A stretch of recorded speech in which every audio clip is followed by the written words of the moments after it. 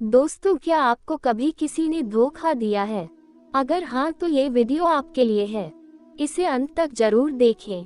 दर्शकों, क्या आपने कभी सोचा है कि लोग एक दूसरे को धोखा क्यों देते हैं? आज हम आपको बताएंगे, तो आइए जानते हैं इस वीडियो में। नमस्कार मेरे प्रिय दर्शकों, आज के इस वीडियो में आपको पता चलेगा कलयुग के इंसानों का कड़वा सच। कलयुगी इंसान ऊपर से कुछ और होते हैं और अंदर से कुछ और। हर इंसान यहाँ नकाब ओढ़े हुए हैं। ऐसे में सच्चे इंसान को पहचान पाना बहुत मुश्किल है। यहाँ कोई किसी का सगा नहीं है। जब यही सवाल नारद जी श्री हरि से पूछते हैं, तो प्रिय दोस्तों, एक दिन नारद मुनि नारायण नारायण का जाप करते हुए वैकुंठ लोक में आते हैं। नारद मुनि को देख श्री हरि विष्णु और माता लक्ष्मी जी मुस्कुराते हुए बोले, हे वत्स, आज किस प्रयोजन से वैकुंठ में आना हुआ?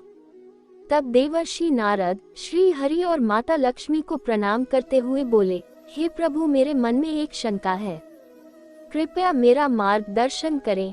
तब श्री हरि बोले, हे नारद, तुम्हारे संशय का निवारण करके हमें प्रसन्नता होगी, कहो क्या शंका है? तब नारद मुनि कहते हैं, हे प्रभु, पृथ्वी पर मनुष्य अपने लोगों को धोखा क्यों देता है? क्या उसे अपने परिवार से, अपने लोगों से कोई प्रेम नहीं है? क्या कलियुगी मनुष्य ने अपनी इंसानियत को मार दिया है? तब श्री हरि कहते हैं, हे नारद, तुमने जो प्रश्न पूछा है वह समस्त मानव जाति के कल्याण हेतु अत्यंत उपयुक्त है। मैं आपको एक दिल दहला देने वाली एक सच्ची कथा सुनाता हूँ। इससे आपको सीखने को मिलेगा कि कलियुग में इंसान एक दूसरे के ऊपर विश्वास क्यों नहीं करते और कलियुग में इंसान कैसे कैसे पाप करते हैं। और यह कथा सच्चे मनुष्य के लिए तो इतनी जरूरी है जैसे शरीर में आत्मा। हे देवर्षि, आप इसे ध्यान से जरूर सुने। तब देवर्षि नारद कहते हैं, हे प्रभु, मैं इस कथा को पूरे ध्यान से सुनूंगा और लोक कल्याण हेतु इस कथा का प्रसार भी करूंगा। प्रिय दर्शकों, कथा आरंभ करते हुए श्री हरि कहते हैं, हे देवर्षि, कलियुग में मनुष्य किसी का सगा नहीं होता। अपने मतलब के लिए, अपने फायदे के लिए वह सब कुछ करने को तैयार हो जाता है जो पाप होता है। हे देवर्षि नारद, गोदावरी तट के किनारे एक का परिवार रहता था जिसमें 7 भाई अपनी एक छोटी बहन के साथ रहते थे। उनके माता पिता किसी बीमारी के कारण बहन के पैदा होने के कुछ दिन बाद ही गुजर गए थे। अब वह 7 भाई जीवन यापन के लिए रोज जंगल जाते और लकड़ियों को काटकर बाजार में बेचते थे। बहन सबसे छोटी थी, इसलिए वह घर पर ही रहती थी। हे देवर्षि, धीरे धीरे समय बीतता गया। सभी भाइयों की शादी हो गई और बहन भी अब बड़ी हो गई थी। वह 7 भाई अपनी छोटी बहन से बहुत प्यार करते थे। उस पर वह सभी अपनी जान लुटाते थे। इसलिए उन्होंने अपनी पत्नियों से कहा, हम अपनी छोटी बहन से बहुत प्रेम करते हैं। उसे हमने अपनी संतान के जैसे ही पाला है, इसलिए तुम मेरी बहन का खूब ध्यान रखना, उसकी सेवा करना, उसको कभी कष्ट मत देना। हे देवर्षि, अब वे 7 भाई हर रोज जंगल में जाकर शिकार करते थे और जो भी मिले उसे घर लाकर पकाकर खाया करते थे। उनका यही नित्य काम था और उनके जंगल जाते ही उनकी पत्नियां उस छोटी बहन को कष्ट देना प्रारंभ कर देती थी। उससे घर के सारे काम करवाती थी और अपनी सेवा भी करवाती थी और वह खुशी खुशी अपने भाइयों और भाभियों की सेवा करती थी, उनके लिए खाना बनाती थी। फिर एक दिन जंगल में लकड़ी काटते हुए उसका हाथ कट गया। काफी खून बहने लगा। वह जल्दी से घर पहुंची अपनी भाभी को बताने के लिए, लेकिन वह जैसे उनके सामने पहुंची, भाभी ने तुरंत गुस्से से बोला, इतनी देर कैसे हो गई? क्या तुम्हें पता नहीं तुम्हारे भाइयों के आने का समय हो गया है और अभी तक तुमने सब्जी भी नहीं काटी है? जाओ जल्दी से खाना पकाओ जाकर। कामचोर कहीं की, कुछ भी काम नहीं करती है। अपनी भाभी के मुख से ऐसे शब्द सुनकर उसका दिल जोरों से रो पड़ा। अपने आंखों में आंसू लिए वह सब्जी काटने लगी। चूंकि उसका हाथ पहले से ही कटा था, तो सब्जी को काटते हुए उसके हाथ से खून और ज्यादा बहने लगा। हे देवर्षि, उस बहन को इतना दुख हुआ अपनी भाभी की बात सुनकर कि उसको तो आभास ही नहीं हुआ कि वह सब्जी अपने खून लगे हाथों से काट रही है। और सब्जी में खून मिलता जा रहा है। और उसने जब तक खाना बना कर रखा तब तक सभी भाई घर आ गए थे। अपनी बहन को रोता देख सभी भाई पूछने लगे, बहन क्या हुआ, तुम क्यों रो रही हो? इतना सुनते ही सभी भाभी उसके पास आकर खड़ी हो गई और बोली, अरे इसे भला क्या कष्ट होगा, तुम्हारे जाने के बाद हम इसे राजकुमारी की तरह रखते हैं।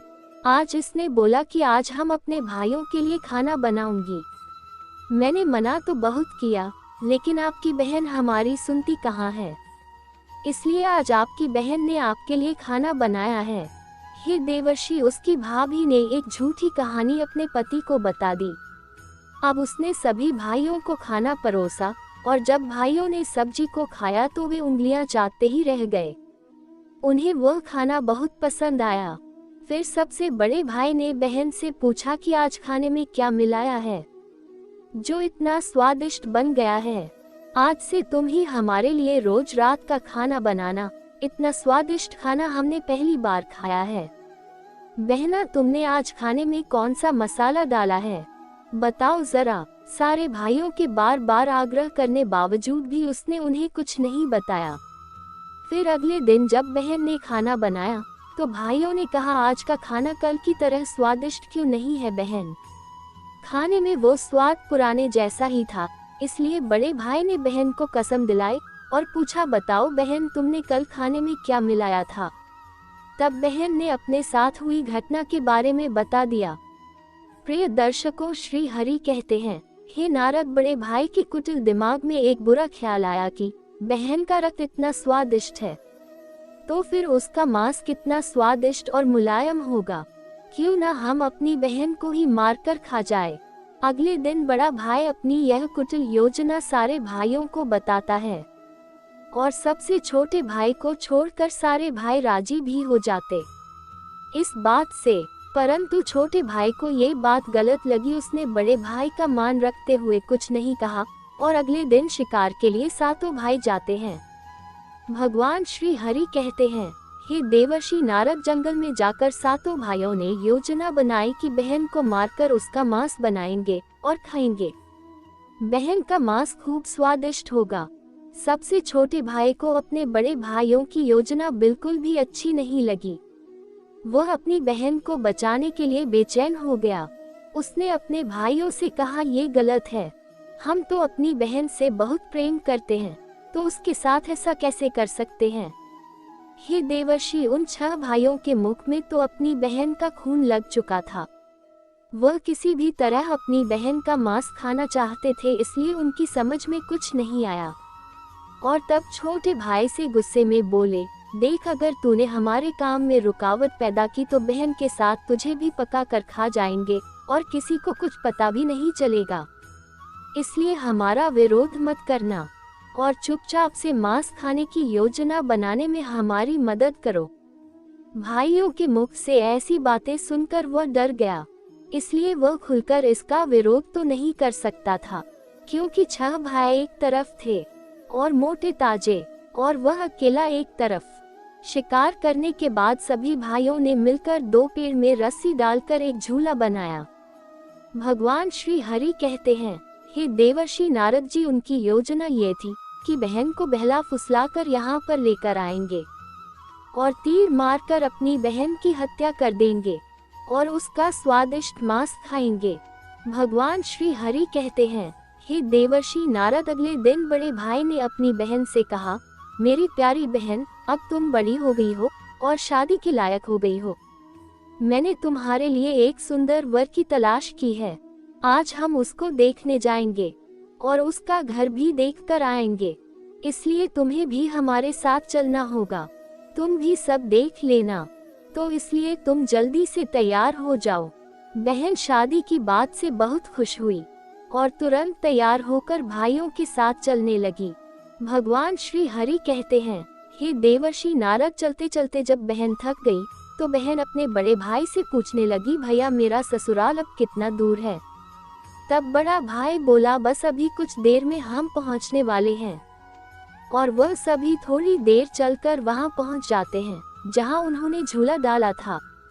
बड़ा भाई बोला, वह देखो बहन, तुम चलते चलते थक गई हो, इसलिए तुम इस झूले पर बैठ जाओ, हम तुम्हारे लिए पानी लाते हैं, फिर हम कुछ देर आराम करके यहाँ से चलेंगे। फिर वह सभी भाई पानी लेने के बहाने से वहाँ से चले जाते हैं। कुछ दूर जाकर एक पेड़ पर बैठ जाते हैं। पेड़ पर बैठकर बड़े भाई ने सबको बारी बारी से उस पर तीर चलाने का आदेश दिया। भगवान श्री हरि कहते हैं, हे देवर्षि नारद, झूले पर बैठी बहन अपने भाइयों का इंतजार कर रही है। उसको तो आभास ही नहीं कि उसके भाई आज उसकी हत्या करने वाले हैं। इधर सातवां भाई द्रवित हो उठा। बहन के बारे में सोचकर वह तड़प कर रह गया। 6 भाइयों का प्रतिवाद करने का साहस वह नहीं जुटा पाया। बड़ा भाई सबसे पहले हाथों में धनुष बाण लेकर जब अपनी बहन पर प्रहार करने को आगे बढ़ा और भाई ने कठोरता दिखाते हुए तीर चलाया, पर उसका निशाना तो अचूक था, परंतु आज वह विफल हो गया। भगवान श्री हरि कहते हैं, हे देवर्षि नारद, उसके बाद अब दूसरा भाई तीर मारने को तैयार हुआ और उसका भी निशाना चूक गया। इसी तरह सभी भाइयों ने बारी बारी से बहन की छाती को लक्ष्य करके तीर मारने की कोशिश की, परंतु 6 भाई लक्ष्य भेदने में असफल रहे। तो अब 7वें भाई की बारी थी। भगवान श्री हरि कहते हैं, हे देवर्षि नारद, उस 7वें भाई से 6 भाई कहने लगे कि भाई, पूरी ताकत से तीर चलाना और बहन को एक बार में मार देना। यदि तुम्हारा निशाना चूक गया तो तुम जिंदा नहीं बचोगे, हम सब तुम्हें मार देंगे। भगवान श्री हरि कहते हैं, हे देवर्षि नारद, छोटे भाई का दिल तड़प उठा। वह कैसे अपने हाथों से अपनी प्यारी बहन को मार सकता था। उसकी आंखों में आंसू आ गए। आंसू भरी आंखों से तीर गलत दिशा में चलाया, परंतु उसका तीर बहन के पेट पर जा लगा। वह दर्द से तड़प उठी। सभी भाई दौड़कर उसके पास गए और अपने अपने चाकू निकाल लिया। ये देख बहन समझ गई, उसको उसके भाइयों ने ही मारा है। उसने 7 भाइयों को देखा, जिसमें 6 भाई तो उसके खून के प्यासे भेड़िए बन चुके थे, लेकिन जब उसने 7वें भाई को देखा तो उसकी आंखों से आंसू टपक रहे थे। ये देखकर उसने अपनी आंखें बंद कर ली। हे देवर्षि नारद, 6 भाई उसे मरा समझकर उसके मांस को पकाने के लिए लकड़ियां इकट्ठी करने चले गए, परंतु 7वां भाई वहीं अपनी बहन के पास बैठ गया और अपनी बहन का सिर अपनी गोद में रखकर जोर जोर से रोने लगा और पूरी कहानी रो रो कर बता दी। हे देवर्षि नारद, ये सुन बहन ने अपनी धीरे से आंखें खोली और भाई से बोली, आप ना रो। और कुछ देर तड़पने के बाद उसके प्राण निकल गए। 6 भाइयों ने मिलकर बहन के शरीर की बोटी बोटी काट डाली। बड़े भाई ने 7वें भाई को जंगल से पानी लाने का आदेश दिया। छोटा भाई पानी लाने के साथ साथ कुछ मछली और केकड़े भी ले आया था। वह अंदर ही अंदर बहुत दुखी था। उसके भाई बहन का मांस बड़े शौक से पका रहे थे। छोटे भाई चुपके से मछली बहन के मांस के साथ पकाने को डाल दी थी, जिससे उस छोटे भाई ने अपने खाने का जुगाड़ कर लिया। भगवान श्री हरि कहते हैं, हे देवर्षि नारद, चावल और मांस तैयार हो गया। छोटे भाई ने पहले ही अपने बैठने के स्थान पर एक छोटा सा गड्ढा खोद लिया था। उसने अपनी बहन के मांस को चुपके से उस गड्ढे में डाल दिया और मछली और भात खाने लगा। बाकी 6 भाई बहन की हड्डियां चबाने लगे तो छोटा भाई केकड़ा चबाने लगा। जब सबने बहन के शरीर का स्वादिष्ट मांस खाकर अपना पेट भर लिया तो बड़े भाई ने 7वें भाई को कहा कि जूठन को साफ कर दो। तब छोटे भाई ने जो बहन की बची कुची हड्डियां और शरीर के अन्य भाग जैसे सर, नाखून, पंजे, इन सबको इकट्ठा करके एक गड्ढे में डाल दिया और ऊपर से मिट्टी से ढक दिया। कुछ समय बाद जहां पर बहन के मांस के टुकड़े डाले गए थे, उस स्थान पर बांस का एक पौधा उगाया था। धीरे धीरे वहां पर बांसों का झुंड बन गया। भगवान श्री हरि कहते हैं, हे देवर्षि नारद, एक बार एक मदारी आया और उसी बांस के झुरमुट तले छुपकर मल मूत्र करने लगा। भगवान श्री हरि कहते हैं, हे देवर्षि नारद जी, उस मदारी ने जब हरे हरे बांस देखे तो उसने सोचा कि अगर मैं एक बांसुरी बना लूं तो मुझे अधिक धन मिलेगा। इसलिए उसने झुरमुट में से एक बांस को काट लिया और अपने साथ ले गया। उस बांस को काटकर उस मदारी ने एक बहुत ही सुंदर बांसुरी बनाई और वह उसे बजा बजाकर दिन भर लोगों के घर जाकर भिक्षा मांगने लगा। उस बांसुरी में से बहुत मनमोहक धुन निकलती जिसे सुन लोगों को बहुत अच्छा लगता था और उस मदारी को अब उस बांसुरी की वजह से ज्यादा धन मिलने लगा। भगवान श्री हरि कहते हैं, हे देवर्षि नारद जी, एक दिन की बात है, मदारी भिक्षा मांगने के लिए उसी गांव में चला गया जहां पर उस बहन के सातों भाई रहते थे। जैसे वह मदारी बांसुरी बजाता हुआ बड़े भाई के द्वार पर गया, जैसे ही मदारी ने बांसुरी बजाना शुरू किया तो उसमें से आवाज आई, यही है दुश्मन सबसे बड़ा, नहीं बाजो बांसुरी, बड़े भाई के घर नहीं बाजो रे बांसुरी। इसने अपनी बहन को मारा, इसने अपनी बहन का मांस खाया, इस दया नहीं आई। वह बांसुरी आगे बोली, दया प्रेम सब छोड़कर रिश्ते में इसने दाग लगाया है। बांसुरी से यही ध्वनि बार बार निकल रही थी। इस तरह की करुण आवाज सुनकर बड़े भाई ने उस मदारी को मार कर भगा दिया। इसी तरह मदारी बारी बारी से 6 भाइयों के द्वार पर गया और उनके घर जाते ही बांसुरी में से स्वयं ही वही गीत बजने लगता। उन 6 भाइयों ने मिलकर उसे खूब मारा और मार कर भगा दिया। उनके मन में डर समा गया कि कहीं अगर यह मदारी यहाँ ज्यादा देर रुका तो पोल खुल जाएगी कि अपनी बहन की हत्या इन्होंने ही की है। अब अंतिम समय 7वें भाई के द्वार पर जैसे ही वह मदारी पहुंचा, भगवान श्री हरि कहते हैं, हे देवर्षि नारद, जब मदारी उसके द्वार पर पहुंचा और डरते डरते बांसुरी बजाई तो बांसुरी बोल उठी, बाजो रे बांसुरी मेरे सबसे छोटे भाई के घर, ये है मेरा सगा भाई, इसने न खाया मेरा मांस। वह बांसुरी बोली, यही है मेरे सबसे प्यारे भाई का घर। हे देवर्षि नारद, उस समय छोटे भाई की पत्नी कुछ दिनों के लिए अपने मायके गई हुई थी। मदारी की बांसुरी से इतने प्यारे और दिलचस्प गीत सुनकर छोटे भाई ने उसे सम्मान के साथ अपने घर में बैठने के लिए स्थान दिया और जलपान कराया। उसके बाद छोटे भाई ने बांसुरी के विषय में चर्चा की तो मदारी ने बांसुरी के जन्म की कहानी छोटे भाई को बताई कि कैसे उसने बांस को काटकर बांसुरी बनाई है। छोटे भाई ने उस बांसुरी को उस मदारी से मांगने की प्रार्थना की तो मदारी ने कहा, ये मुझे अत्यंत प्रिय है, लेकिन तुमने मुझे सम्मान दिया और जलपान कराया। तुम भले आदमी लगते हो, इसलिए यह बांसुरी मैं तुम्हें देता हूँ। मदारी ने उस छोटे भाई को वह बांसुरी सौंपकर वहां से चला गया। भगवान श्री कृष्ण कहते हैं, हे देवर्षि नारद जी, मदारी के चले जाने के बाद अब छोटे भाई ने बांसुरी को अपने बिस्तर के सिरहाने की तरफ साफ सुथरे स्थान पर धूप दीप जलाकर सम्मान के साथ रख दिया। कुछ दिनों के बाद छोटे भाई के घर में परिवर्तन दिखाई देने लगे। जब वह काम से घर लौटकर आता तो सारा घर साफ सुथरा होता था और खाना बना हुआ मिलता था। जब रोज रोज यही बात दोहराने लगी तो छोटे भाई ने अपनी भाभीियों के घर जाकर पूछा कि भाभी, मेरी गैर हाजिरी में आप लोग मेरे घर की साफ सफाई करते हो क्या? सभी भाभीियों ने जवाब दिया, हमें अपने घर के कामकाज से तो फुर्सत नहीं है, तुम्हारा घर कैसे से साफ करेंगे? भगवान श्री हरि कहते हैं, हे देवर्षि नारद, छोटे भाई ने निश्चय किया कि आज वह छुप कर देखेगा कि उसका घर कौन साफ करके जाता है। इसलिए छोटा भाई आज काम पर नहीं गया और वह घर के एक कोने में छुप गया। घर सुनसान होते ही जहां पर बांसुरी स्थापित की थी, वहां से उसकी बहन की शक्ल की एक लड़की निकली और उसने घर का सारा काम किया और फिर उसी बांसुरी में समा गई। भगवान श्री हरि कहते हैं, हे देवर्षि नारद, छोटे भाई ने ये सब देखा तो उसे अपनी आंखों पर विश्वास नहीं हुआ। फिर छोटे भाई ने यह बात अपनी बड़ी भाभी को बताई।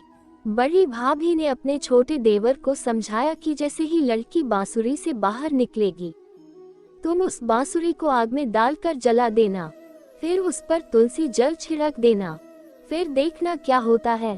भगवान श्री हरि कहते हैं, हे देवर्षि नारद जी, छोटे भाई ने बड़ी भाभी के कहे मुताबिक काम किया। अगले दिन उसने लड़की के निकलते ही बांसुरी को आग में डाल दिया और लड़की पर पवित्र तुलसी जल का छिड़काव किया। तुलसी जल के स्पर्श से वह लड़की मानव रूप में आ गई। भाई ने देखा वह तो उसकी प्यारी बहन है। उसने अपनी बहन को गले से लगा लिया और खूब रोए। उसके बाद दोनों बहन भाई बड़े प्रेम से रहने लगे और खुशी से एक दूसरे के साथ रहकर जीवन यापन करने लगे। भगवान श्री हरि कहते हैं, हे देवर्षि नारद जी, इस दुनिया में कोई किसी का सगा नहीं होता। जो इंसान आपसे निस्वार्थ प्रेम करता है वही आपका सच्चा शुभचिंतक और एक मार्गदर्शक है। जैसे 6 भाइयों ने अपनी बहन को मारकर उसका मांस खाया, छोटे भाई को अपनी बहन के प्रति दया और प्रेम की भावना की वजह से उसे अपनी बहन दोबारा मिल गई। यही है निस्वार्थ प्रेम का प्रतीक। भगवान श्री हरि आगे कहते हैं, हे देवर्षि नारद, जो आपसे सच्चा निस्वार्थ प्रेम करता है वो आपको कभी दगा नहीं देगा और न ही आपको कभी छोड़कर जाएगा। और जो लोग दूसरों को दगा देते हैं, दूसरों का विश्वास तोड़ते हैं और धोखा देकर रिश्तों का अपमान करते हैं, उन्हें नरक लोक में जगह मिलती है। ऐसे लोग कभी सुखी नहीं रहते हैं। हे देवर्षि, अब तो आपको आपके प्रश्न का उत्तर मिल ही गया होगा। तब देवर्षि नारद जी कहते हैं, हे प्रभु, आपकी कृपा दृष्टि जिस पर हो उसे क्या नहीं मिल सकता। मुझे मेरे प्रश्न का उत्तर मिल गया है। इतना कहकर देवर्षि नारद जी वहां से मृत्यु लोक की ओर निकल पड़ते हैं। इस कहानी का प्रसार करने मित्रों, इस कहानी से हमें ये शिक्षा मिलती है, निस्वार्थ प्रेम ही रिश्तों को बनाए रखता है। तो दोस्तों, उम्मीद है कि आपको ये कहानी जरूर पसंद आई होगी और आपने जरूर इससे कुछ सीखा होगा।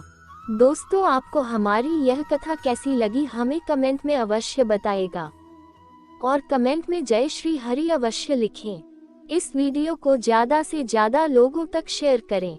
आप सभी को वीडियो को अंत तक देखने के लिए बहुत बहुत धन्यवाद।